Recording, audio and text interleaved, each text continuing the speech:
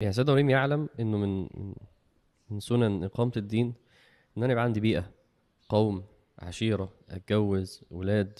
ده مهم، فبيدعي بيه. يعني كان ممكن يقول يا رب احفظني وخلاص، بس هو لا، يريد ان هو ان هو اصلا سايب ايه؟ سايب الاهل. سايب الاهل وسايب امم. القوم وسايب الاب، فهو دلوقتي انا لوحدي.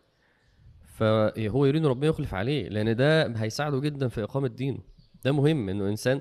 يعني شوف، احنا بنتكلم في ناس بتهاجر، احنا ده بيهاجر اهو.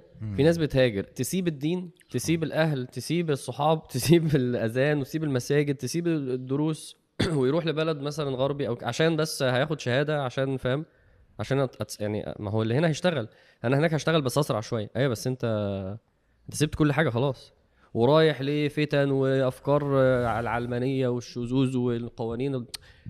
فشوف سيدنا ابراهيم يعني مثال واضح، لانه ايه، انا اهم حاجه عندي ازاي هقيم ديني. امم. فانا لو اضطريت مم. اهاجر، اهم حاجه عندي ان ربنا يا رب هيئ لي اسباب ان انا احافظ على ديني ازاي. يعني الانسان ما ينفعش يعيش لوحدي، مش هعرف، مش هستحمل مشاعري ونفسيتي. فيا رب انا عايز العيله، عايز بيئه. فمهم ان الانسان يبقى فاهم قيمه ده وهو هنا، وقيمه ده لو هيمشي من هنا، وانه ده ان هو بيتحرك بما يناسب اقامه دينه.